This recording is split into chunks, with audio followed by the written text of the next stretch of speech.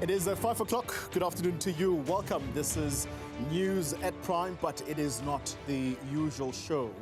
It's a special broadcast tonight that we're going to bring to you on a 2-hour show, and we look back at the events of July 6, 2025. Who did we see on that day? It was an ordinary Sunday, much like this one. It is the KZN Police Commissioner, General Nhlanhla Mkhwanazi, giving that jaw-dropping media briefing. But I am not alone, because the person who has followed the Madlanga Commission step by step to the point where we are at this commission is Ziyanda Ngcobo, and I wouldn't be able to do this without your extensive knowledge that you have gathered through that commission. So welcome. Thank you. Did you see my walk? Did I walk like General Mkhwanazi? After a year, I think I've practiced. I suspect I just don't have the special task force flanking me like Mkhwanazi on the 6th of July. Thank you very much for including me on News at Prime tonight as we continue to look into the probes of those political killings, organized crime and drug syndicates that were deliberately blocked, and that a specialist task team was disbanded after exposing ties between politicians, police, prosecutors, business figures and criminals. A year on, after Lieutenant General Mkhwanazi's briefing, South Africa is still dealing with the aftershocks. Indeed, Ziyanda. So tonight in our special broadcast, a year after that media briefing, we ask, what has happened since those explosive allegations? Has anyone, or should we say have any of the claims been substantiated? What action has been taken by government, and has anyone been held accountable? But first, we're going to look at your headlines this hour. Communications Minister Xoli has refuted claims that he was unduly influenced by the international firms in the making, or should we say, making key ICT decisions.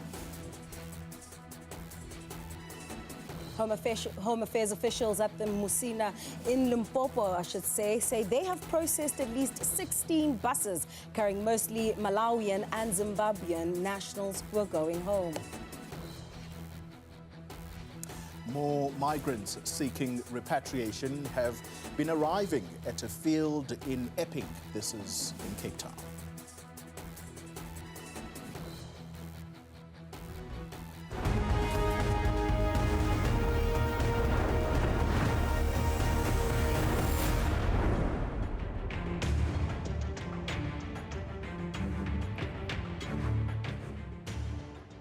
Right, it's good to have you with us, and as we said in that opening, tomorrow marking the first full year since KwaZulu-Natal Police Commissioner Nhlanhla Mkhwanazi's explosive claims of criminal infiltration in the South African Police Service and the judicial system. Well, you can share your views with us by scanning the QR code on your screen.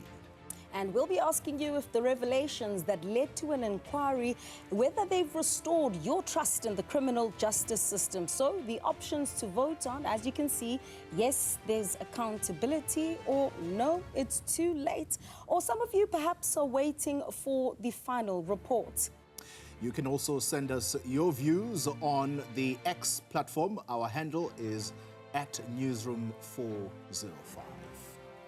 All right, let's pick it up here. Let's first look at some of the top stories. Communication and Digital Technologies Minister Xoli has refuted claims that he's been unduly influenced in making key ICT decisions. Now, this comes after the chairperson of Parliament's Portfolio Committee on Communications and Digital Technologies, Kusela Diko, penned a letter to Malatsi last week requesting clarity on media reports that a Resolve Communications, which is a PR firm owned by former DA leader Tony Leon, facilitated engagements between members of the government and private sector clients, including Starlink. Well, Malatsi says while he met with Starlink and other entities, including several other ICT firms, none of these meetings discussed individual license applications. He maintains that the meetings were rather to iron out regulatory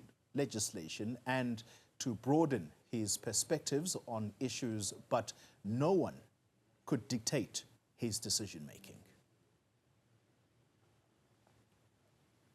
A new challenge has emerged at Cape Town's Epping Refugee Reception Centre. Now, while the Department of Home Affairs has processed everyone who arrived since last Sunday, more migrants have since arrived, Xoli. Indeed, Ziyanda, more than 3,000 people who had been camping outside the centre over the recent weeks have already been processed. Meanwhile, the Methodist Church Minister, Reverend Sikau Makubalo, has criticised the city of Cape Town for failing to provide assistance to the documented migrants. The city has a constitutional right and a constitutional obligation to care and safeguard for these children. Every child has a right to a safe shelter and to nutrition. And now we are failing at that right, whether city or the state. We are failing at offering that. We as a church, we only have a moral and spiritual obligation, and we are serving that moral and spiritual obligation. And those two have to come together and begin to collaborate, because we do not want another crisis to happen. Infants are sleeping outside in the cold. That in itself is a threat, a murderous threat for that matter, if an infant finds themselves sleeping on the pavement outside in sand on the cold. Makubalo has called on the city of Cape Town to establish a dedicated processing centre that would serve as both a temporary shelter and repatriation facility for undocumented migrants. We would love for the city of Cape Town to provide a shelter, a one-stop shelter, where everything could be processed and everybody would be helped with the dignity that they deserve. That is what we would like to have from the city. All right, let's stay with this theme. The Home Affairs officials in the town of Musina in Limpopo have said they're pushing the process of getting Malawian and Zimbabwean nationals across the border. In a briefing a short while ago, they said the numbers of Malawians has declined. Let's speak now to Newsroom Africa reporter Madlanga, who is there for us, and she joins us live now. Ngcobo, good afternoon to you. The understanding is that whilst this processing has been ongoing, something huge has happened. Tell us a little bit more. Well, yes, Xoli. So what we have heard from the officials during that briefing is that they have now found a person that's suspected to be part of a murder or a murder suspect that they are now investigating as the SAPS. And I'm going to try and get out of the way because there's more buses that are now passing. What we're hearing is that this process, through an automated process, which basically links the SAPS to be online during this process, and using fingerprints, which we have seen the officials taking in some of these tents, then they're able to check if there are any fugitives that are part of the people that are currently being repatriated or are to be repatriated. Now, during that process, they then found out that one person is now linked to a murder case, and of course, those investigations are now ongoing. Now, you'll remember that when this process started, Xoli, there was an issue with the signal where we are, and they asked quite greatly that it be sorted, which has now assisted with picking up if there are any fingerprints that were included in any case or any scene that was recorded in the country. Though they can't tell us exactly who was murdered or if this is a female or a male, we were just told that the investigations are ongoing. SAPS will then give us a briefing with regards to that matter. There is also another issue that they have picked up, Xoli. There are issues with regards to the children that have to leave South Africa. Now, the one specific issue that they're dealing with is a child that is 45 weeks. We are told that the parent The female is an undocumented migrant from Zimbabwe, whilst the father is a South African. Now, we are told that between the two, there needs to be a consent from the father for the child to leave. But the issue here is that the mother is undocumented, but at the same time, the child is also not documented. There is a record of the fact that the child was born in the country and which hospital the child was born. There's even a DNA process that was undertaken by the father. But at this point, the issue is that the child cannot leave South Africa without the proper documentation, especially because the child belongs to a South African father. They need to now bring up the process of giving the child an unabridged certificate. Now, the issue also at hand is that how do you include someone who does not have the documentation in the unabridged? So now they are going to be working with the Embassy of Zimbabwe. This is where they are going to formulate a documentation that will be used to put the names of the mother.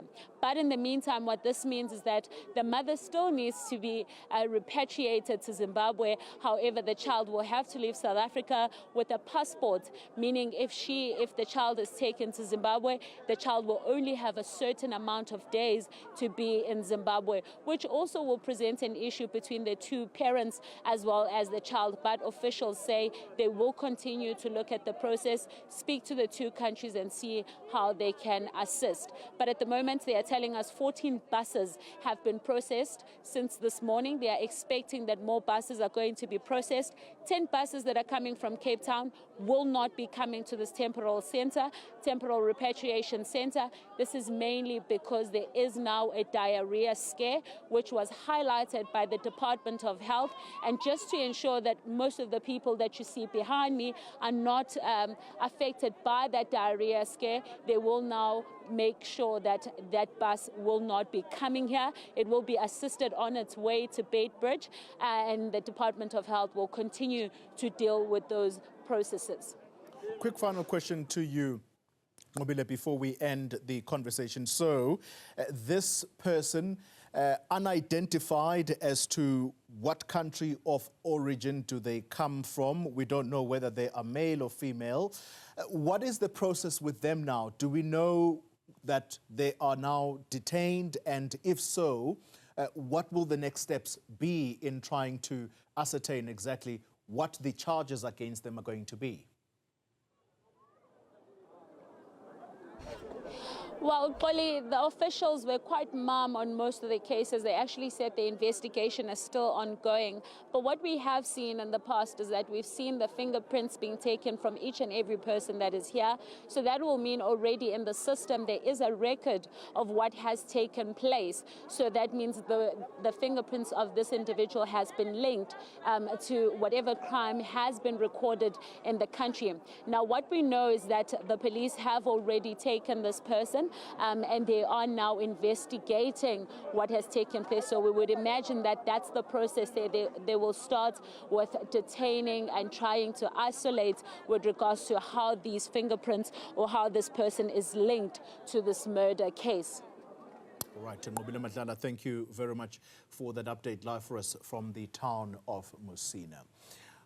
All right, let's tell you what's to come next, and we are now going to give you that blow-by-blow sequence of events that led to Mkhwanazi's briefing. Ziyanda Ngcobo coming up shortly. Absolutely.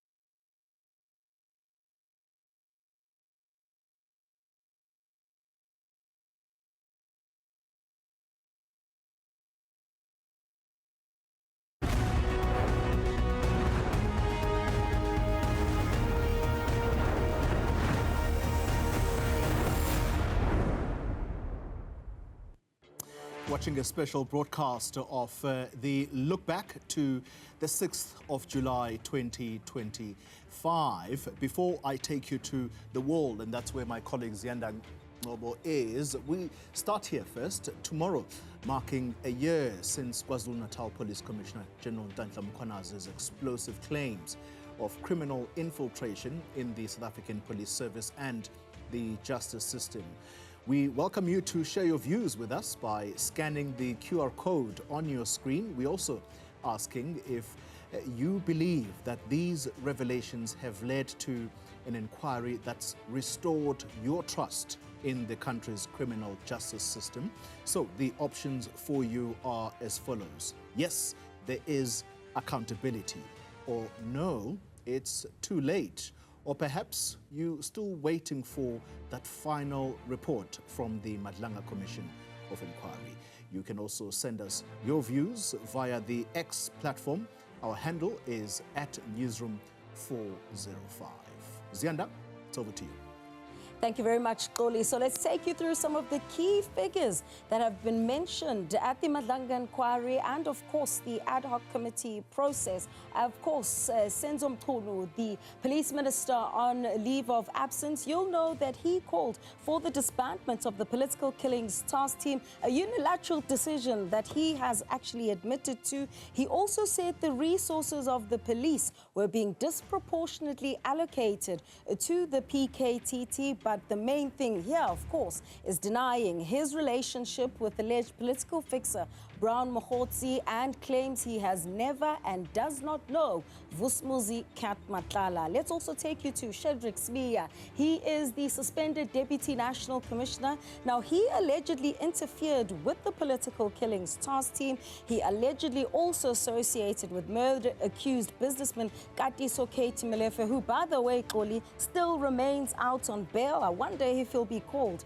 to the Madlanga Commission of Inquiry. Time is running out. But he's also denied receiving bribes from Vusmuzi Nhlanhla, of course, Sibia implicated by witness C in that voice recording as having taken money from Nhlanhla. Let's take you now to former police minister Ngcobo. He's someone who is said to have sat in that crime intelligence briefing where John Wick was identified as Vusmuzi Nhlanhla. We also know that he was opposed to the disbandment of the political killings task team. You'll know Xoli was the minister who started in the initial interministerial committee when the PKTT was formed. But you'll also remember, Xoli, that at the ad hoc committee, Xoli admitted to taking up an offer from Nhlanhla to stay at his penthouse in Pretoria at mainland Maine. So he doesn't deny that. How far does that relationship extend? Well, we'll know if Xoli is called to the Madlanga Commission. But also, he's claimed that Nhlanhla said Mkhunu wanted Nhlanhla to finance his internal ANC presidential campaign. And now let's go to someone, Xoli, I think you can consider your friend, Brown Mkhwanazi. He is a self-proclaimed political fixer, a middleman between Senzo Mkhulu and Vusmuzi Nhlanhla. He's also since admitted that he was there to infiltrate Vusmuzi Nhlanhla's network and pretended and feigned having a close relationship with the police minister at the time, that being Senzo Mkhulu. But of course, his testimony was marred with unverified claims. Do you remember when he said Lieutenant General Nhlanhla Mkhwanazi and the Amazulu King are CIA agents? Do you remember that? And he's had to walk back those comments. Oh, yes. And so how much of the other things that he said will he have to walk back on, Xoli? But as we know, he's currently behind bars for allegedly staging that attempt on his life. A big one coming up on Tuesday, Xoli. The man who is at the center of a lot of what we've heard at all the platforms investigating the KZN top cops claims. One Vusmuzi Nhlanhla, Tuesday. You can call me the cat lady, actually. Can I call myself that ahead of Tuesday's appearance? Okay, I'm being naughty. You don't want any associations with this. Absolutely, you're quite right. But he's allegedly a part of that big five cartel that we've been speaking about over the last year, Xoli. He claims to have given the former police minister Ngcobo 500,000 rands in cash. And I find that interesting because he's in the middle of a plea deal, isn't it? So how much is he going to be able to prove in trying to negotiate a good deal for himself? And also, how much will this man be able to say next Tuesday when he appears, given how there's this parallel process that's going on? Exactly. For me, Ziyanda, I think it's a catch-22 because you have him on the one side trying to deal with all of this information, or at least have this information given to the state, but at the same time, you have the magistrate, the presiding officer, very clear that then the years that he's got to spend in jail here have got to increase. And so for him to sing on the one hand, but at the same time, whilst spending a lot more years that he would have bargained for, I wonder where this is all going to end. There's still a lot that has to come up, Xoli, and it has been a year. So I want to take you back to that moment. Where were you on the 6th of July? I know where I was. I'll tell you exactly where I was. Where were you? I was watching at home, and I happened to see this media briefing, but I didn't pay much attention to it because I thought, okay, it's just another media briefing. It's probably briefing about the fight against crime and criminality in KZN. Only when big names start dropping, then I stopped and said, okay, this is worth listening to. So, as I said earlier, this was a casual day. Let me tell you where I was, and it's very interesting. I was camped outside the late Didi Mabuza's home, and we were waiting to see all the ANC members come in, as you would. I was sitting in the car until I started seeing on our WhatsApp group that, guys, make sure you're taking this live. And it's interesting because Mabuza's name has also come up at the Madlanga Commission of Inquiry. But let's hold it there because I want to take you back. It was around at around 11 o'clock on the 6th of July, 2025, when KZN Police Commissioner Nhlanhla Mkhwanazi did the unthinkable by holding that explosive press conference that shook the country's security cluster to its absolute core. Just take a listen to what I've put together for you.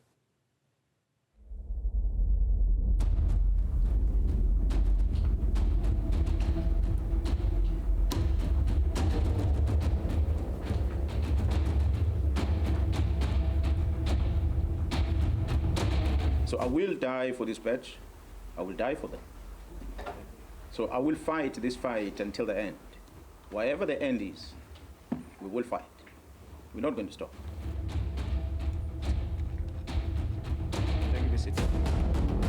It was the press briefing that shook South Africa's security cluster to the core. Clad in his elite special task force gear and flanked by heavily armed masked officers, KwaZulu-Natal Police Commissioner Nhlanhla Mkhwanazi took an unprecedented and highly militarized public display. An analysis was conducted on electronic communication of this arrested person. This analysis reveals communication between the arrested Vusimus at Ket Matlala, Mr. Brown Mokhotsi, an associate of the Minister of Police, as well as the Minister of Police, Ngcobo. The core allegations were explosive. Mkhwanazi claimed that the political leadership of the country had orchestrated the demise of the Political Killings Task Team, which was disbanded on the 31st of December 2024. KZN's top cop directly implicated Police Minister Senzo Mchunu, top SAPS leadership, including Deputy National Commissioner Shedrick Sibia, accusing them of political interference to shield a cartel of corrupt politicians, judges and drug lords. Further analysis of the chats indicates that Vusimuzi Ket Matlala is financially supporting the Minister of Police and Mr. Brown Mokhotsi's political endeavors. This is supported by the evidence of conversation and the proof of payments of guests for January 8 traveling cost and the Ghana dinner in Cape Town. The fallout was immediate. I have no links, and I have never had any link with the so-called underworld in whatever manner.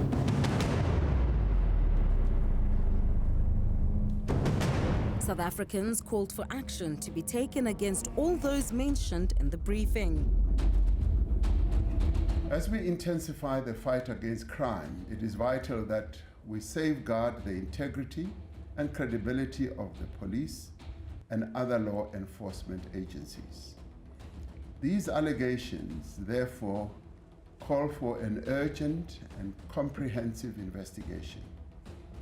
To address these allegations and the implications of these allegations, I'm establishing a judicial commission of inquiry that will be chaired by Acting Deputy Chief Justice Madlanga.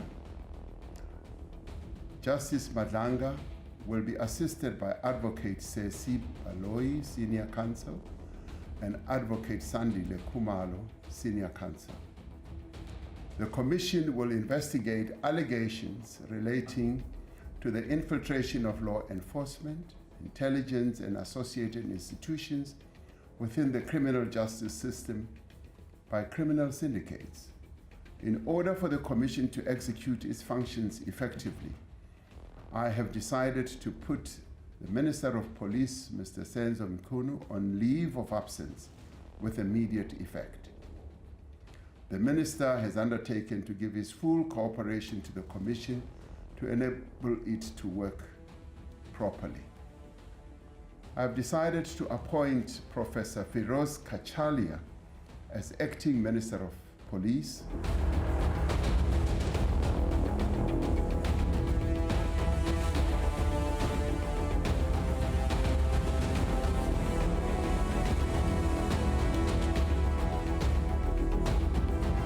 Do you swear that the evidence you are going to give will be the truth, the whole truth, and nothing but the truth? If so, please raise your right hand and say, "So help me God." So help me God. By the 17th of September, the Madlanga Commission began its first day of public hearings with Mkhwanazi as the first witness to kickstart what would be the beginning of South Africa's most watched telenovela. I'm more curious about the dress code on the day and the fact that people who appeared were armed. Just give us a general picture. Is that normally how your team dresses? Why were they dressed that way on the day?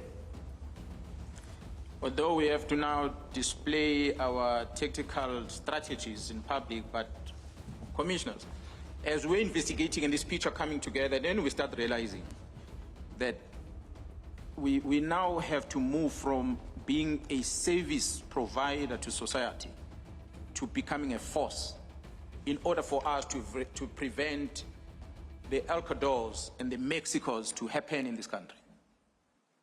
Because the threat, the enemy that we saw that is infiltrating crime intelligence, is infiltrating parliament, and is controlling our executive authority and going into the heart of the police operations, which is investigation. To date, I'm speaking to you, the Matlalas and the likes, if you go and see the record of cases withdrawn against Matlala, more than 18 here in this province. And you really realize that you can no longer wear a tie and face this fight. So this is a fight that requires, for one, to apply the tactics that is learned over years. And one had to draw on experience ahead in the task force of saying, how do you deal with a terrorist? And because as I see it now, I think this is terrorism. This is people who want to take over government, not through the ballot paper, but through these criminal activities. As a Zulu man,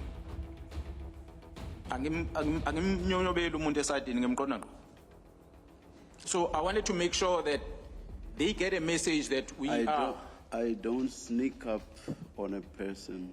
I face them directly. As the inquiry continued with its probe, those who were mentioned at the commission have since unraveled that Mkhwanazi lied about his relationship with Senzo Mkhunu to hoodwink the likes of Vusmuzi Matala and Northwest entrepreneur Suleiman Karim. You see, the arrest of General Kuma alone was a breaking point. It almost changed the South African police service. Everything changed. That's why we are here.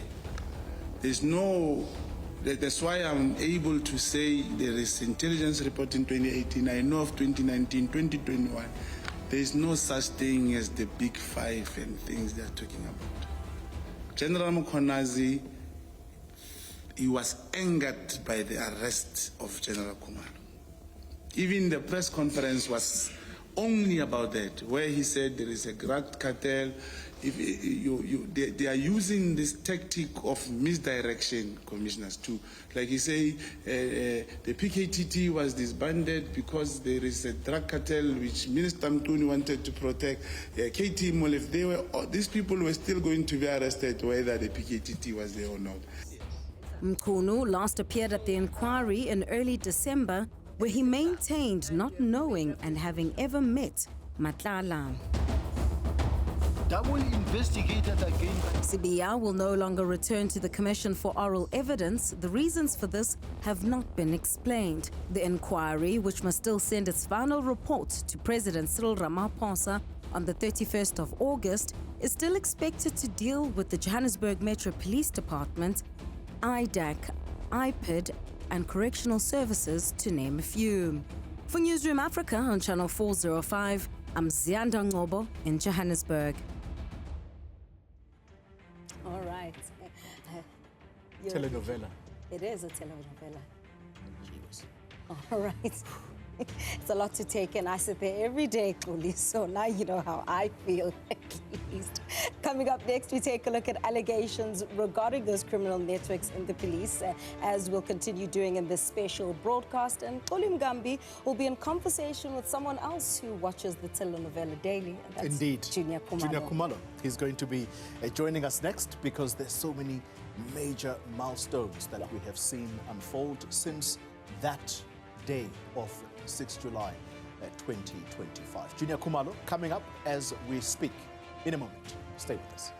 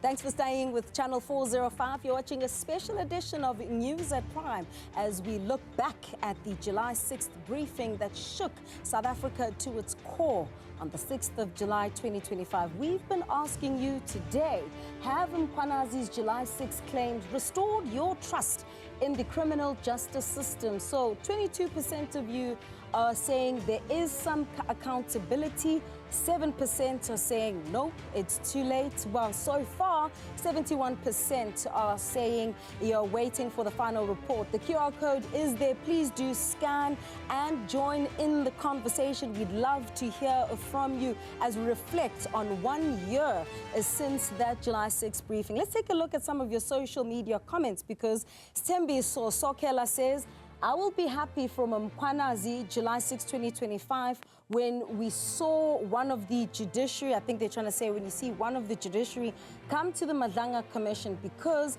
the High Court judge who gave Mlefe bail on countless charges, that alone is questionable. Indeed, Stembi, so there were allegations against the judiciary. I think it's Khofino Traps, I hope I'm pronouncing it right. Nix.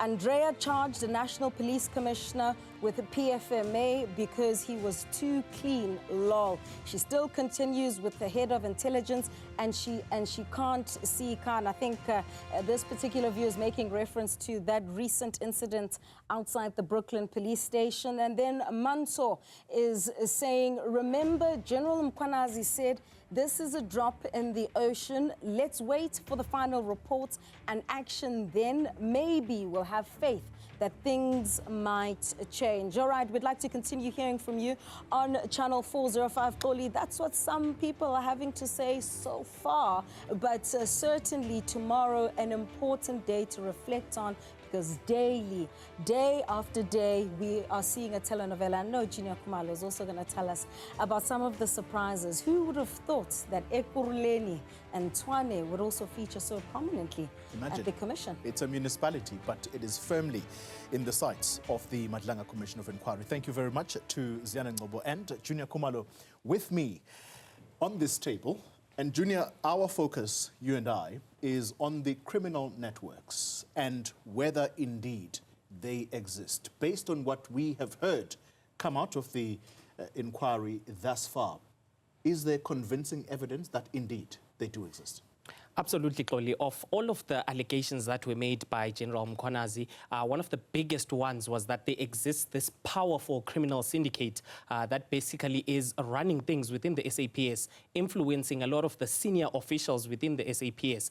So with 10 months of evidence that has appeared before the Madlanga Commission, one can surely say that it's moved beyond just a claim. Now there is evidence that has been presented before the Madlanga Commission, and one of the first people to basically break down this particular syndicate was General Dumisani Khumalo, who appeared before the Madlanga Commission and basically explained, he called it a cartel, a Big Five cartel, saying that there are two individuals that they've clearly identified as being part of that cartel, Vusumuzi Matlala, as well as Gatiso Mulife. But even in that diagram, you could tell that there is quite a number of faces that are missing in that particular diagram. He says this is because some of this investigation is still ongoing.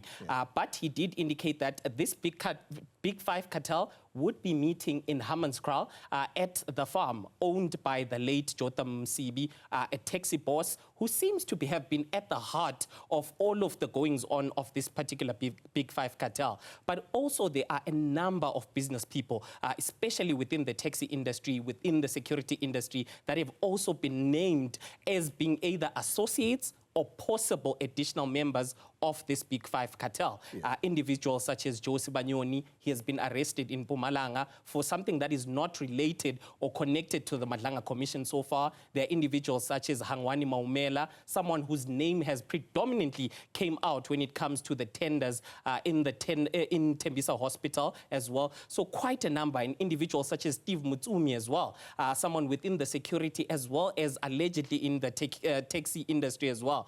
So all of these names being linked, especially when you listen to the evidence that is coming out of the Madlanga Commission or the witnesses that have appeared, WhatsApp text messages have linked most of these individuals as having worked as a unit. Yeah.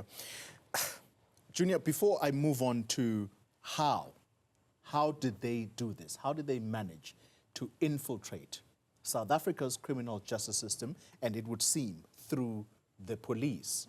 Before we get there, I'm sure it's a question that you probably anticipate. Stephen Mutsumi, does anyone know what this guy looks like? Because it's a challenge that's been thrown to us by the man who made these revelations in the first place, General Mkhwanazi. I can't tell you. If I passed him on the streets, he probably would know me, but I probably wouldn't be able to identify Another him. individual that we also don't really know or don't have too many pictures of is Hangwani Maumela, someone who has also featured a lot. He's someone who also gave Vusumuzi Matlala some of the money when Medicare contract was not paying out. Vusumuzi Matlala, as well as his business partner, Mr. Mike van Veek, found themselves in a bit of a challenge, and they then went about trying to get money.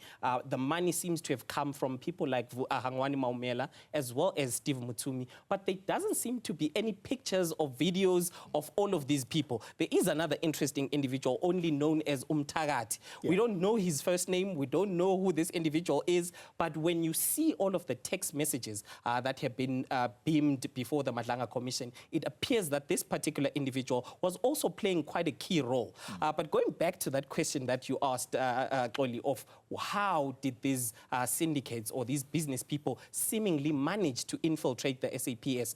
One of the things that has appeared before the Madlanga Commission is the outsourcing of services. Yeah. When you look at all of the contracts, be it the Medicare 24 contracts, as well as some of the contracts in Tshwane as well, all of these business people seem to then enter through those contracts, security contracts, guarding of infrastructure in Tshwane. This is how your Joe Sibanyonis, as well as his nephew, seem to have, his nephew Nhlanhla, seem to have entered into the picture. And then that's where they formed these seemingly solid relationships with senior officials within the SAPS and then managed to manipulate them. We can't forget the city of Ekurhuleni. I mean, there is more newspaper articles coming out of the Sunday Times newspaper, for example, today. You look at what News 24 is publishing about the former municipal manager, Imogen Mashazi. Talk to us about Ekurhuleni and how it fits into this picture. Absolutely. Ekurhuleni is one of those metros also where Mr. Vusumuzi Matlala seems to be emerging quite prominently. Him and his business partner, Mike van Veek, basically getting to befriend an individual such as Deputy Ekurhuleni Chief Julius Mkhwanazi. And then from there, that's when you see them asking for favors, requesting blue lights, requesting the police cards that they also eventually seemingly received to assist the police and trying to infiltrate the police. So it's business people getting tenders or outsourced services from the Metro Police and then also infiltrating these police officers. If you look at also the bank records that have also been shown before the Madlanga Commission, all of these police individuals seemingly relying financially on all of these business people that have been mentioned as either being part of the Big Five or associates of the Big Five. As we wind down our conversation, Junior, I was listening to someone saying that perhaps this is South Africa's age of accountability, the era of accountability has come through. If that is the case, I think we can count now the number of people that are either sitting behind bars. Yes, nothing has been proven yet, because remember, we also have to emphasize that these are still allegations. Even after the commission is done, that report and its recommendations, it must still be referred to criminal prosecution. That means the South African law enforcement agencies. It must still go through the courts so that people are properly convicted if they're going to be convicted. So let's look back at those that have now found themselves facing the courts. What we had seen happening over the past few months, it's been 10 months since the first sitting, Mkhwanazi appearing before the Madlanga Commission on the 17th of September. And since then, quite a number of individuals have been arrested. What's her name? Joe Sivanyoni as well has been arrested. But most of the people that have been arrested, whether it's Faninkosi, whether it's Brown Mkhwanazi as well, all of these individuals seemingly arrested on unrelated matters. Yes, Brown Mkhwanazi, it's something almost related to the Madlanga Commission because of that staging of the assassination just weeks or days before appearing before the Madlanga Commission. That's what he has been arrested for now. But then additional charges, the SAPS being very specific that we still reserve the right to put additional charges. But the one clear picture where we see evidence coming out of the Madlanga Commission and then someone being arrested is when we saw the arrest on Friday, when people were being arrested in relation to those precious stones that were stolen, ENPD-related individuals also from JMPD also being arrested. That is something directly from the Madlanga Commission coming out, the IPID saying now we've been investigating this for a long time and also looking into the evidence that has appeared before the Madlanga Commission, we have enough to arrest. So the rest has not really been clearly linked to the Madlanga Commission, but of course individuals that are heavily implicated. Indeed.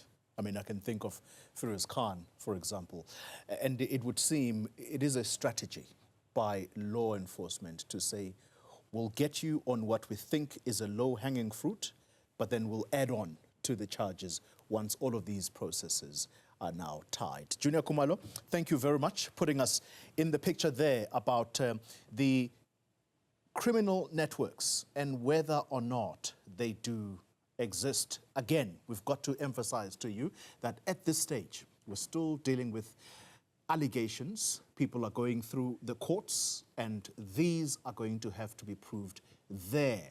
No one has been convicted, at least from what we know. Even the deal that now hangs in the balance of Vusumuzi Ket Matlala, that has yet to also go through. So we're watching this space very closely. Don't go anywhere. We are going to continue with this special broadcast, looking back a year after the KZN Police Commissioner Nhlanhla Mkhwanazi and the media briefing he held.